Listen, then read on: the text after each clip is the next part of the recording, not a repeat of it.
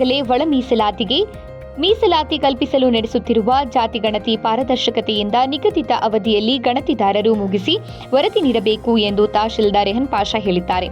ನಗರದ ತಾಲೂಕು ಕಚೇರಿ ಸಭಾಂಗಣದಲ್ಲಿ ಸಮಾಜ ಕಲ್ಯಾಣ ಇಲಾಖೆ ಹಾಗೂ ಕಂದಾಯ ಇಲಾಖೆ ವತಿಯಿಂದ ಜಾತಿ ಸಮೀಕ್ಷೆ ದಲಿತ ಮುಖಂಡರ ಸಭೆಯ ಅಧ್ಯಕ್ಷತೆ ವಹಿಸಿ ಮಾತನಾಡಿದರು. ಜಾತಿ ಸಮೀಕ್ಷೆಗಾರರು ನಗರ ಸೇರಿದಂತೆ ತಾಲೂಕಿನಾದ್ಯಂತ ಪರಿಶಿಷ್ಟ ಜಾತಿಯಲ್ಲಿ ಒಳ ಮೀಸಲಾತಿ ಸಂಬಂಧ ದತ್ತಾಂಶ ಸಂಗ್ರಹಣೆಗಾಗಿ ಮನೆ ಸಮೀಕ್ಷೆ ನಡೆಸಲು ಸಮೀಕ್ಷೆಯಲ್ಲಿ ಭಾಗವಹಿಸುವ ಗಣತಿದಾರರಿಗೆ ಸಮರ್ಪಕ ಮಾಹಿತಿಯನ್ನು ಒದಗಿಸಿ 100% ಪ್ರಗತಿ ಸಾಧಿಸಲು ದಲಿತ ಮುಖಂಡರ ಸಹಕಾರ ಅಗತ್ಯವಿದೆ ಎಂದಿದ್ದಾರೆ. ಸಮೀಕ್ಷೆಗಾರರು ಯಾವುದಾದರೂ ಮನೆಗಳನ್ನು ಸಮೀಕ್ಷೆಯಲ್ಲಿ ಕೈಬಿಟ್ಟರೆ ಅಂತಹ ಕುಟುಂಬಗಳ ಅಗತ್ಯ ಮಾಹಿತಿ ನೀಡಿ 100% ಜಾತಿ ಗಣತಿಗೆ ಸಹಕರಿಸುವಂತೆ ತಿಳಿಸಿದ್ದಾರೆ.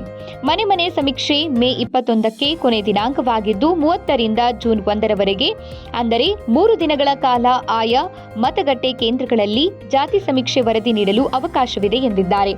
ಸಮಾಜ ಕಲ್ಯಾಣ ಅಧಿಕಾರಿ ದೇವ್ಲಾ ನಾಯಕ್ ಮಾತನಾಡಿ, ಈಗಾಗಲೇ 100% ಜಾತಿ ಸಮೀಕ್ಷೆ ಮುಗಿದಿರುವ ಬಗ್ಗೆ ದೃಢೀಕರಣ ನೀಡುವಂತೆ ಸಮೀಕ್ಷೆ ಮೇಲ್ವಿಚಾರಕರಿಗೆ ಸೂಚನೆ ನೀಡಿದ್ದಾರೆ.